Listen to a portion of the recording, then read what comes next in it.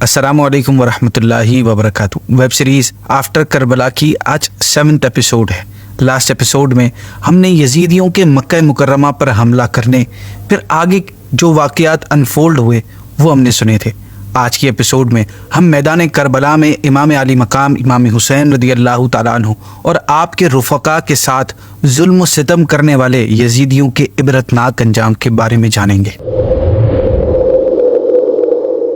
नाज़रीन, इमाम आली मकाम इमाम हुसैन रदी अल्लाह तआला अन्हु की शहादत के बाद यजीद, उबैदुल्लाह बिन ज़ियाद और अमर बिन साद के दिमागों में ये चल रहा था कि अब हम बड़ी बड़ी सल्तनतों के मालिक होंगे, आलम इस्लाम पर हमारी हुकूमत होगी, हर जगह हमारा हुक्म चलेगा।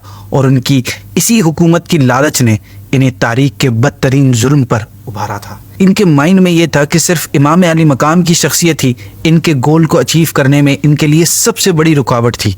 अब ये बैरियर हट चुका है तो अब ज़मीन पर इनकी हुकूमत होगी और लंबे पीरियड्स तक ये सुकून से हुकूमत करते रहेंगे।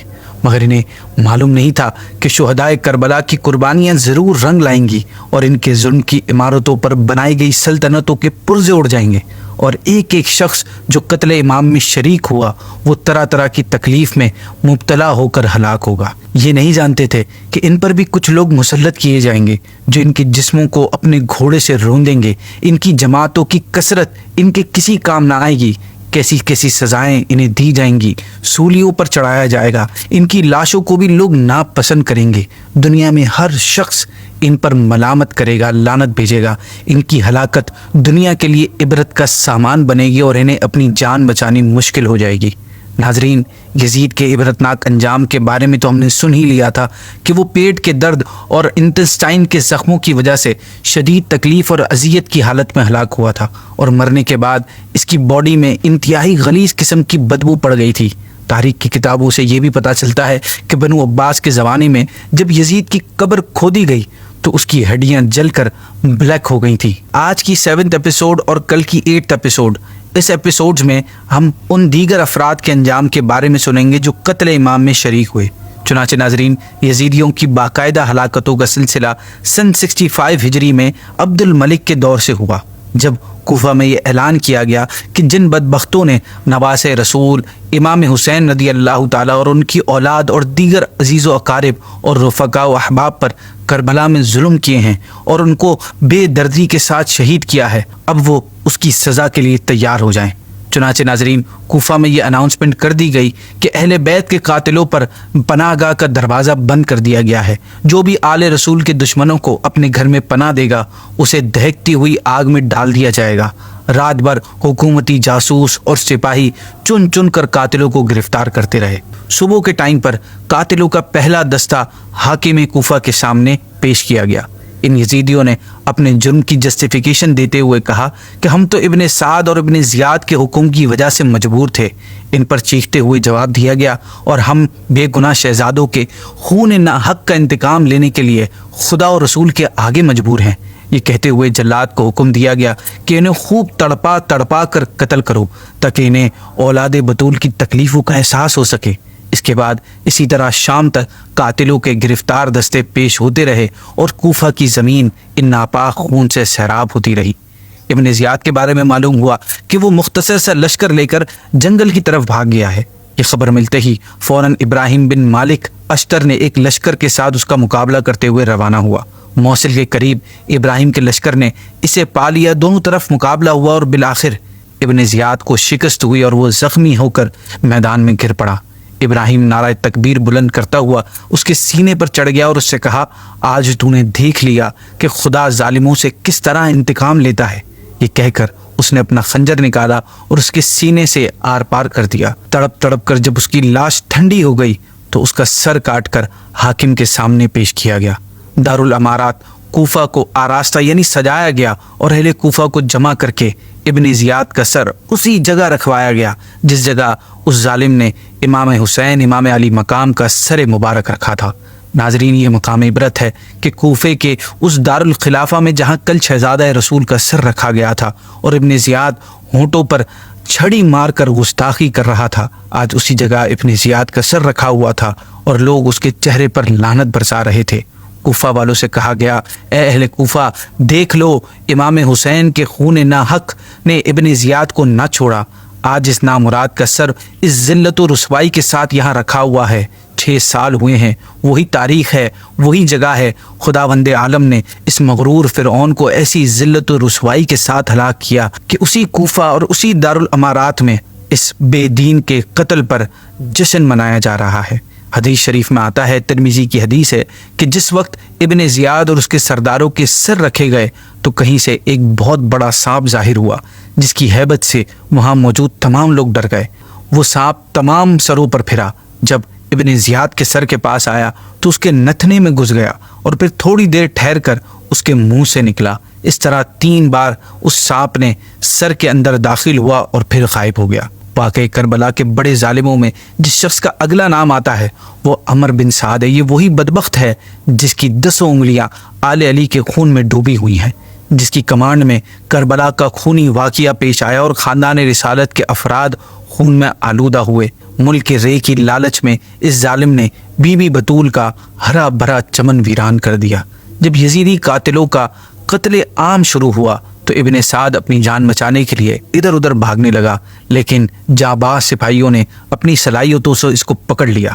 جس وقت ابن سعد سامنے آیا تو اس سے کہا گیا، او دشمن رسول، بتا تجھے کیا سزا دی جائے جس سے دنیا اسلام کے کلیجوں کی وہ آگ ٹھنڈی ہو جائے جو تیرے ناپاک ہاتھوں نے کربلا میں لگائی ہے۔ ابن سعد نے جواب دیا، میں بے گناہ ہوں، میں نے تو صرف حکم کو پورا کیا تھا۔ اسے غصے سے جواب دیا گیا، اے دشمن اسلام، سچ بتا، یزید اگر تیری اولاد کے خون کا حکم دیتا کہ تو کیا اس کو مانتا؟ اسی دوران ایک خبر ملی کہ ابن سعد کا بیٹا حفص، جو کربلا میں امام علی مقام کے خلاف اپنے باپ کی مدد کر رہا تھا، وہ بھی گرفتار کر کے لایا گیا ہے۔